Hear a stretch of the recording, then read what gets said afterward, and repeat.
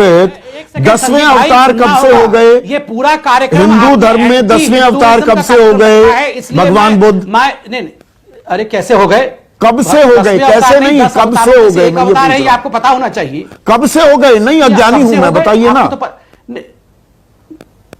कब से? नहीं, हिंदू धर्म में 10 अवतार हैं, ये तो आपको पता होगा। हाँ, ये मालूम है। 10वें अवतार भगवान बुद्ध कब से हो गए? मैं यही पूछ रहा हूं।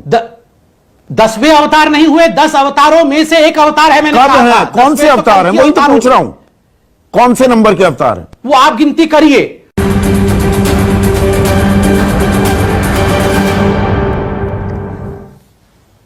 नमस्कार, मैं हूं संदीप चौधरी। आज सबसे बड़ा सवाल में हम बात करने वाले हैं मंदिर की और बात दलित की।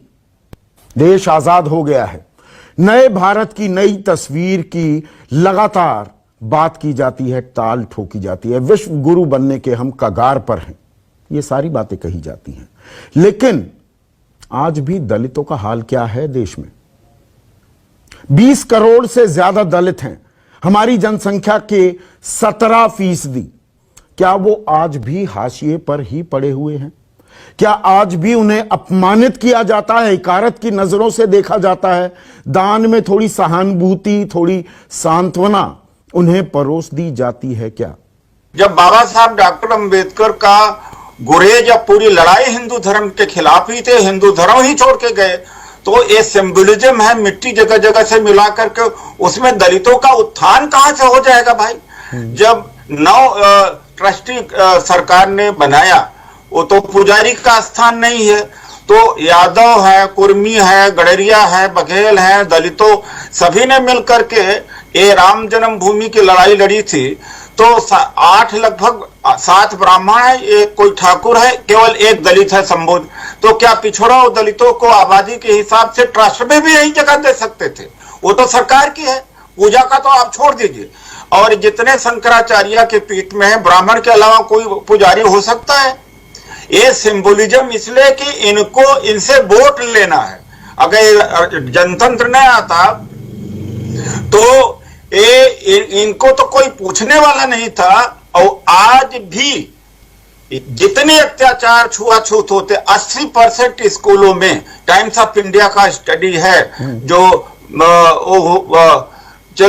मिड डे मील होता है, दलित बच्चों के साथ में भेदभाव होता। कोई ईसाई करता है, कोई क्रिश्चियन करता है। ठीक है, आपने अपनी बात कही, अब रिस्पॉन्ड कर। प्रश्न लिख लिए हैं, सबका उत्तर देता हूं। पहला, अभी कहा गया कि बाबा साहेब अंबेडकर जी ने हिंदू धर्म के बारे में क्या कहा कि हिंदू धर्म को लात मारता हूं। मैं अभी पढ़ता हूं बाबा साहेब अंबेडकर ने इस्लाम के बारे में क्या कहा, मैं पढ़ ही देता हूं। इस्लाम की बात नहीं कर रहे हैं, अंबेडकर दलितों की बात हो रही है। विषयांतर क्यों हो रहे हैं? सर एक सेकंड मुझे कंप्लीट करने दीजिए।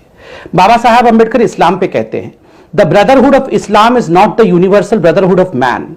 It is the brotherhood of Muslims for Muslims only. There is a fraternity, but its benefit is confined to those within that corporation. For those who are outside the corporation, there is nothing but contempt and enmity. The second defect of Islam is that it is a system of social self-government and is incompatible with the local self-government because of allegiance of a Muslim does not rest on his domicile in the country, which is his, but on the faith to which he belongs. ये बहुत लंबी फहरिस्त है। आप इसको तो मानते हैं आपने कि मुसलमान उस देश का नहीं? सो एक सेकंड। हाँ, मैंने आपको पूरा पढ़ने दिया ना, पर मतलब ये अपने आप में एक स्ट्रैटेजी बना ली है। सवाल आपसे पूछा जाए, दूसरों की गलतियां गिनवाने लगो। सवाल ये पूछा जा रहा है दलितों के बारे में आरएसएस की क्या राय है? संदीप जी आपको सुनना पड़ेगा, आपको सुनना पड़ेगा। देखिए, मेरे देश में, हिंदुस्तान में बैठ के अभी कहा गया हिंदू धर्म को लात मार दिया जाएगा। मैंने इस्लाम के बारे में जो अंबेडकर साहब ने कहा है, ये क्यों नहीं पढ़ते हैं बाकी लोग? और आप लोगों की क्यों घिघी बंद हो जाती है जब हमारी घिघी बंद नहीं होती? बारे में कहा गया, हमारी नहीं होती, आपकी बोलती बंद क्यों हो रही है? सवाल ये पूछा जा रहा है कि जो भीमराव अंबेडकर हिंदू धर्म छोड़कर चले गए, उनकी जन्मभूमि और कर्मभूमि से मिट्टी क्यों लाई जा रही है? क्या ये सांकेतिक है? सुनना पड़ेगा। अच्छा, मैं आपसे सभी क्योंकि आप सवाल का जवाब नहीं है ये मानते हुए ना, चलिए मैं सुनता हूं आपकी बात, मेरे सवाल का जवाब नहीं है आप आपके सुनिए पास। ना, मैं सभी किसी सवाल से नहीं भागूंगा साहब। मेरे इसी चैनल पे कहा गया कि हिंदू धर्म के बारे में बाबा साहब ने ऐसा किया, ये धर्म नहीं, इसको लात मारना चाहिए। इसी बाबा साहेब अंबेडकर ने, जिनको हम सम्मान करते हैं, उन्होंने कहा कि इस्लाम के लोग तो वो लोग हैं जो अपने देश को ही देश नहीं मानते हैं, ये तो केवल उम्मा के आधार पर चलते हैं, ये तो कह दिया ना अपने देश से बाहर अपने देश के लोगों के शत्रु मानते हैं। क्या आप इससे सहमत है बाबा साहब के इस बात से?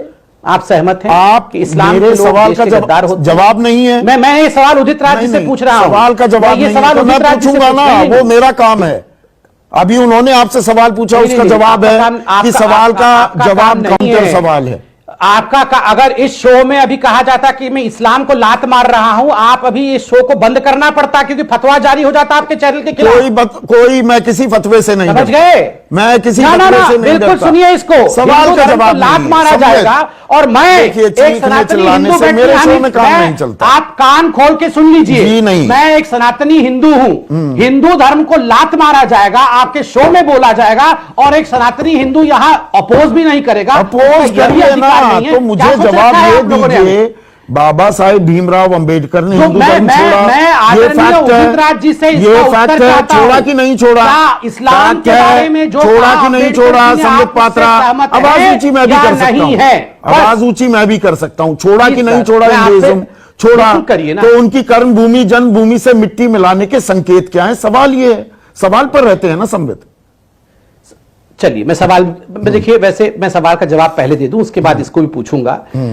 बाबा साहेब ने इस्लाम के बारे में ये क्यों कहा पता है? क्योंकि उनके ऊपर बहुत जोर था। देखिए सवाल का जवाब नहीं है आपके पास। अभी कहा बाबा साहब ने बौद्ध धर्म को अपनाया। उन्होंने इस्लाम के बारे में ये कहते हुए बौद्ध धर्म को अपनाया कि बौद्ध धर्म कम से कम it is an Indian origin धर्म, ये इस मिट्टी का धर्म है।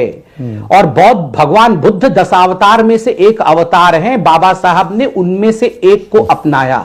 इस्लाम को उन्होंने तिरस्कृत कर दिया, कह के कि वो हिंदू मुसलमान किए जा रहे हैं, देश के नहीं हो सकते, वो इस मिट्टी के नहीं हो सकते हैं। मैं बिल्कुल स्पष्ट बोल रहा हूं, बाबा साहब ने ठीक किया। मगर यहां पर जो लोग बैठ के आज हमें बांटने की कोशिश कर रहे हैं, ना मंदिर तो बनेगा, भव्य मंदिर भी बनेगा, आप हिंदुओं को बांटने की लाख कोशिश करते रहे, उससे कुछ नहीं। तो देखिए ये आप मुझे बताइए, आप सवाल, ठीक है मैंने वो भी उदाहरण में दूंगा, पर देखिए संबित, आप तो कृष्ण भक्त भी हैं जी, राम तो सबके हैं ना संबित। राम ने तो शबरी के झूठे बेर भी खाए, हनुमान वो दलित थे, ये मैं नहीं कह रहा हूं, अलवर में कहा था योगी आदित्यनाथ ने। मैं कितने भी सुग्रीव, जामवंत, नल, नील, अंगद, ये सब लोग कौन थे? ये आज के SC ST कैटेगरी के ही लोग थे ना। इन्हीं के साथ तो 14 साल गुजारे भगवान राम ने। मैं सवाल यही तो पूछ रहा हूं कि सबके क्यों नहीं हो जाते राम? नहीं, राम तो सबके हैं, आपने सिद्ध भी कर दिया, नलनील भी बताया, सबरी भी बताया, सब बताता हूं, सभी के हैं। हाँ मगर कुछ लोग यहाँ डिवाइड कर रहे हैं। देखिए एक बात है, देखिए मैं इसको 2 भागों में बांटता हूं, एक राजनीतिक भाग में बांटता हूं और एक धार्मिक हिस्से में बांटता हूं। धार्मिक हिस्सा का तो प्रश्न आपने खुद ही उत्तर दे दिया उस प्रश्न का कि राम सभी के हैं। नहीं, अभी मैं पूछने वाला हूं कुछ सवाल। नलनील को भी साथ लेके चले थे।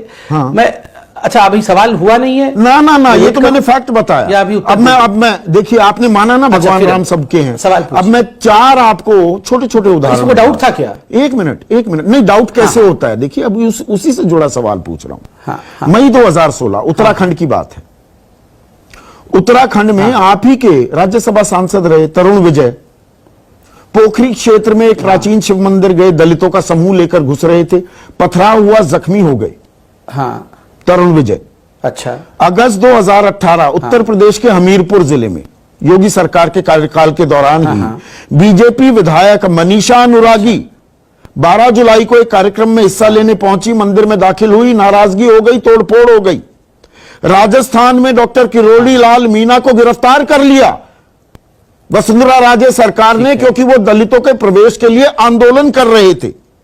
और अभी पिछले महीने 2020 अमरोहा में एक दलित युवक मंदिर में पूजा करने जा रहा था, उसकी हत्या कर दी गई।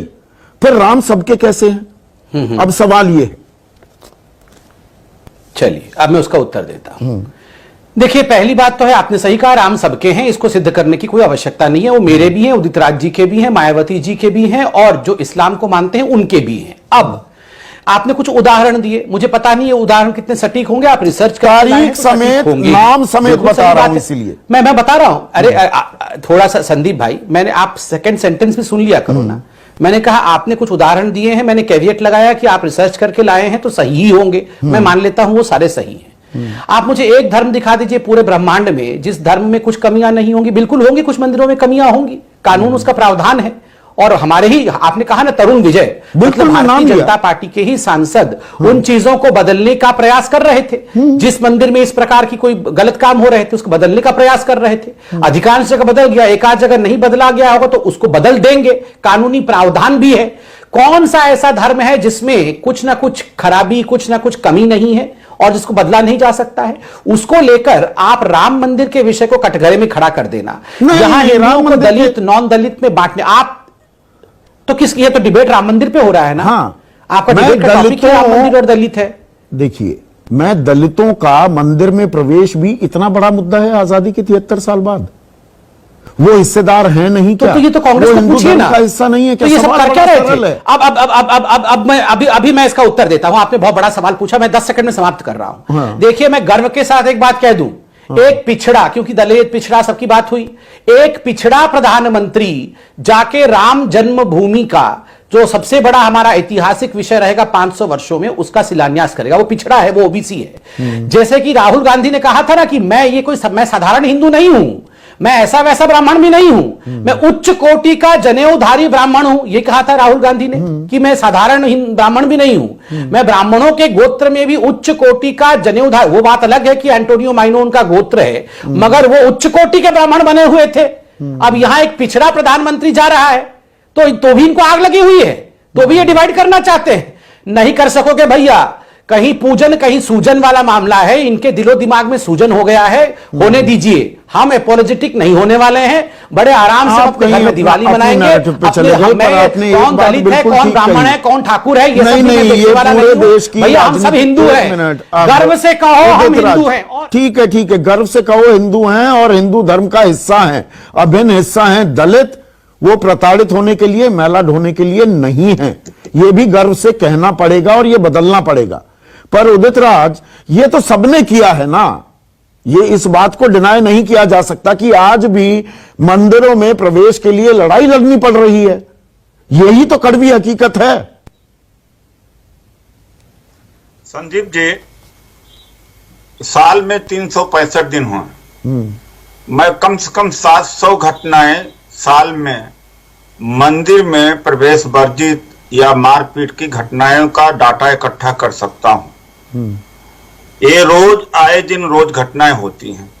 अभी हमारे दोस्त डॉक्टर पत्रा जी ने कहा कि क्रिश्चियनिटी में, इस्लाम में हर जगह कमियां तो हैं, लेकिन एक क्रिश्चियन दूसरे क्रिश्चियन को नफरत नहीं करता है। यहाँ पर ये इंडिया जो है जातियों का रिपब्लिक है एक्चुअली। तो इसी समय सब एक हैं, हम जाति को मानते नहीं। अभी बंसल जी किसी ने कहा कि इसी 5 अगस्त को ब्राह्मण समाज की तरफ से, राम जन्मभूमि के ट्रस्ट से एक आवाज निकले कि ब्राह्मण लोग दलितों से शादी विवाह करेंगे। जब सभी हिंदू हैं तो करें, शादी विवाह करें, तब तो पता लगेगा कि सभी हिंदू धर्म है।